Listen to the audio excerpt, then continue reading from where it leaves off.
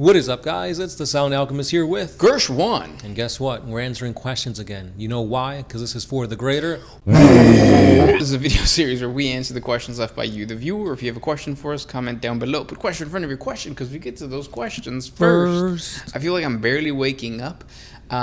If you guys want to support the channel and help me wake up, hit us up with the super things. If you do, ask us whatever you want, and we're going to guarantee answer it in the next episode because we love you that much. And this question comes from Isaac Chan. Are there blanks in any other race besides human and 40k? Not including the Necrons. It's good that you put not including the Necrons, because technically the Necrons, all of them have no soul, so they don't appear in the warp. But more importantly, they use black stone, which is basically a pariah type of metal. Yeah, like an ore, a metal. Yeah. So Necrons, no. Tau, they're not blanks, but they barely register on the warp, so they're like a next step from the Necrons. And then you have the Harlequins. Harlequins, they could create that blank/pariah gene, but it'd be like an artificial way. And then you have, I guess you could say, the homunculus from the Dark Eldar, the Drukhari. They can do a bunch of crazy shit. Like, they can become immortal. They could do, like, reality-bending things. So I'm assuming making blanks is, like, child's play to them. But that's pretty much it when it comes to the races of 40k. Yeah, so the pariah gene is really only found in humanity for the most part, unless there's like some like Wrath to Glory or Dark Heresy type of RPG game that throws in some alien race that's a blink.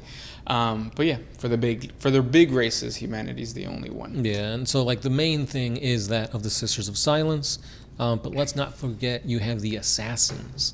Those guys are also capable of messing up psychers with their pariah gene. And that's pretty much it. Yeah. You did also bring up a really good point that I want to talk about. The homunculus and basically the Dark Eldar are really good at altering the genetic material of humans and stuff like that, or just of any race.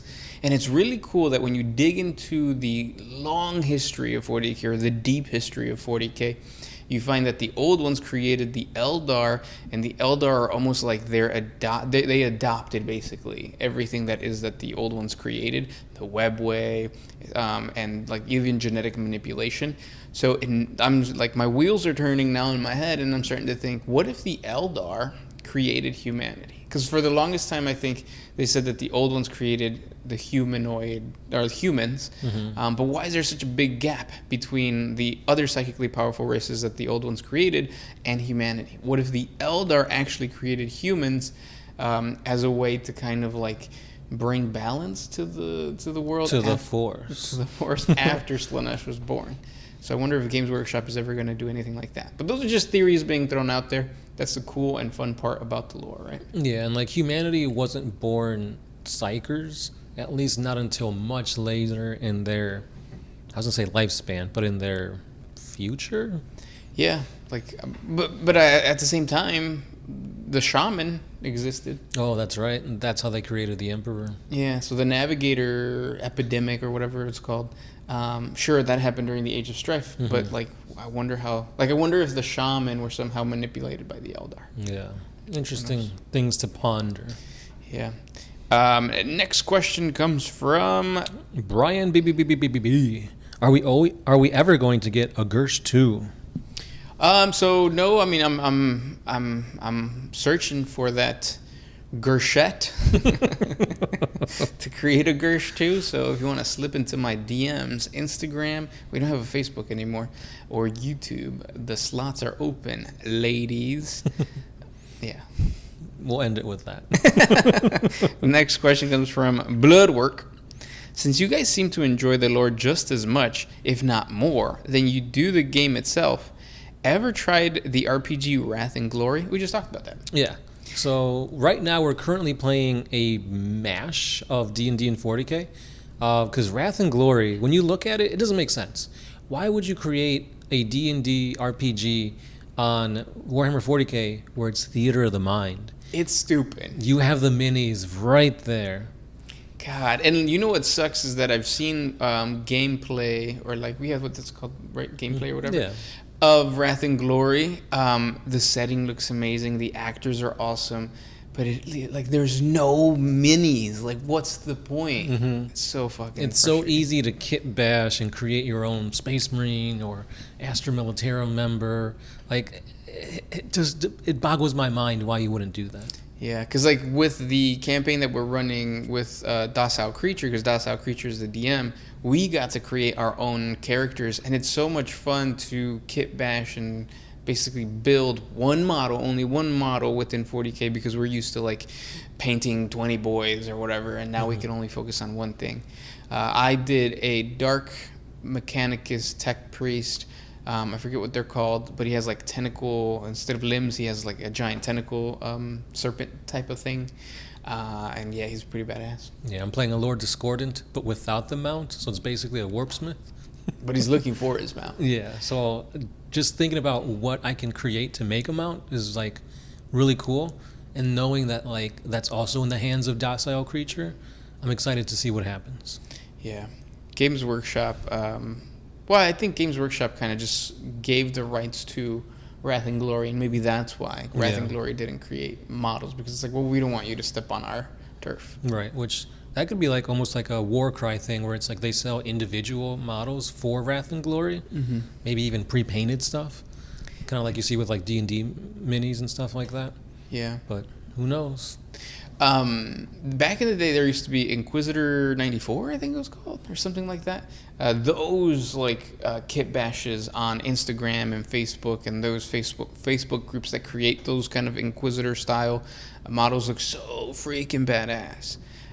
So yeah, we love the lore, we love playing in the world, but we also like the minis. Yeah. Next question. The big one. Isn't the best part of being a 40K fan and player is that everyone thinks you're super cool and the ladies just throw themselves at you? So surprisingly, yes. If you are on a date and you bring a girl back to your place and you show her your minis, I think there's like a light that shines inside them, and they're like, it's a nerd. He's going to be kind and amazing and that kind of thing. So surprisingly, yes, it is a chick. It's not a chick magnet. It's a chick... cage? I don't know. It keeps them nearby. Have you seen the TikTok trend of like, can somebody show me? It's like a girl, and she's like, can somebody show me a man that doesn't cheat? And then there's this guy who's like on the tabletop going like, and this is my Ultramarine captain, blah blah blah blah. It's kind of that whole thing of like, women see 40K players as like these good guys. In reality, there are no good guys. We're all the bad guy here. Good question, though. And then kind of bouncing off of that one, Vegeta the God asks, do you guys ever get recognized when you do go to a hobby shop? It's been a minute. Yeah. I remember back in the day, like, you'd walk in and you would just instantly, like, get stares. Yeah, it was kind of weird. And nobody would say anything. They would just stare. Yeah. Except there's one time that I was by myself. The Sound Alchemist wasn't with me. And this kid, like, I think started, like, he looked at me. I went up to talk to him because he said he's seen our videos. And he started crying. And I was like, whoa. But again, it's a kid. You don't really see kids anymore in 40K. I feel like the demographic of 40K has become now late 30s. Yeah. Because I feel like you've been... Well, here's the question to you guys. What age did you start 40K? Yeah. Because I was going to say, if you were kids back then and you'd still play, obviously, yeah, you'd be like in your 30s and stuff like that. 40s, 50s, 60s, whatever. But yeah, let us know what age were you when you started playing? Yeah. We started playing when we were 8. Something like that, yeah. Yeah, because it was my 9th... It's going to be my 9th birthday. So, yeah. Yeah. Well, we started collecting. We didn't actually start playing until like in high school. Yeah, that's Because we didn't know how to play. And we didn't want to know how to play. Yeah. Our first model were Space Marines. Yeah, Space Wolves. Oh, Space Wolves, yep. Yeah, they're still Space Marines. Yeah. Yeah. I remember one time I got recognized at work. And I was like, hey, are you this guy? I'm like, no. But I get that so much. I wonder who these guys are. He thought you were Russell Brand. Mm-hmm. No, but you play D&D with that guy now, don't you? Or yeah. one of the guys? Yeah, it's crazy, yeah. He's like, whoa, like, I used to watch you when I used to live in Texas, and now I'm DMing for you. I'm like, Small world. Yeah. I think it's cool that 40K, although is a niche hobby, there's a lot of people that kind of like know what it is that are kind of adjacent to the hobby. I recently went to Mexico, and I was on the airplane. I was editing a For the Greater WAAAGH, and the guy next to me, when the plane landed, he goes, "Oh, by the way, what were you editing?" And then I explained what 40K was, because it's always very difficult. And he goes like, "Oh, my brother plays," and he tried to get me into it. Like, I play Necrons, and like I was like, wow. "Oh shit." Like, this is a guy, like a random guy I just sat next to on an airplane. And yeah, but the hobbies is I was gonna say popular, but not really. It is, but it isn't. Yeah. It's interesting. Yeah. The next question comes from Captain Turk. How does the Chaos Space Marine summon demons? That's a good question. That is a good one. So it's the same but slightly different depending on the type of demon you're trying to summon and how you're trying to summon this demon. Whether you're trying to create a demon host, putting a demon inside of a basically living body, or a demon engine, putting a demon inside of a machine, or just summoning a demon into real space via Bloodletter, Changeling of Zeech, etc. There are slightly different ways of doing it, but it's all having to do with rituals. Yeah. Also, as a Chaos Space Marine, you kind of have to know what you're doing. It has to do a lot with the hand signals. You gotta know what you're doing.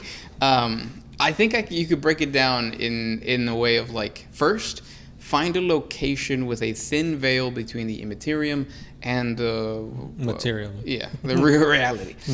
Real space. Once you find that, learn how to attract a demon, because if you're a worshiper of Nurgle, you have to obviously get people sick, do rituals that kind of are icky and gross, things like that. Once you have the demon nearby, then you have to keep the demon there. So let's say if you have a Slaneshi demonette or something like that, you gotta say hey, I'll give you great head. I'll light up some incest. Or Whoa. Incense? I guess Slanesh is cool with both. Because a Slaneshi demonette or demon would want to experience the highest peak of sensation, not good or bad, whatever it is. And then once this there, you have to bind them to reality, which is really difficult because you have to know their name, which is something cool that a lot of people, when they say, oh, you could just speak a demon's name and you banish it, or you speak a demon name and you can bind it. That's like you saying oh, you could speak a language that was spoken hundreds of years ago by people that no longer exist. No, you probably can't. It's hard to speak a demon's name. That's the point that I'm trying to make. Right. Yeah. And then once you have that, then controlling it, you probably can't. And there's so many minute ways that the ritual can go wrong and just have the demon outright kill you or possess you, or you create a warp rift and then you get the wrong demons coming in and they're fighting against you, not for you. So it's very risky. Yeah. I think one of my favorite demon hosts was in Eisenhorn. Eisenhorn had actually an acolyte, or whatever it's called, a member of his retinue that was a demon host. And he ended up tricking Eisenhorn to, you heard him. Eisenhorn. But yeah, I think what you said is true. It's always something bad, something negative. That the demon's trying to do to you. Right. And the coolest thing about binding demons and stuff, you could bind them to anything. A gun, a sword, a piece of armor. Yeah. Anything. Yeah. But yeah, that's pretty much it. Yeah. Keep asking these questions, guys, because those were the questions for today. Comment, share, subscribe. Keep on sharing this to more people so we can get them back over here, because again, if you were coming from the One Mind Syndicate page, the Q&As are just found here. So that's all we got for today. This has been the Sound Alchemist, Kershwan, and we are out. Always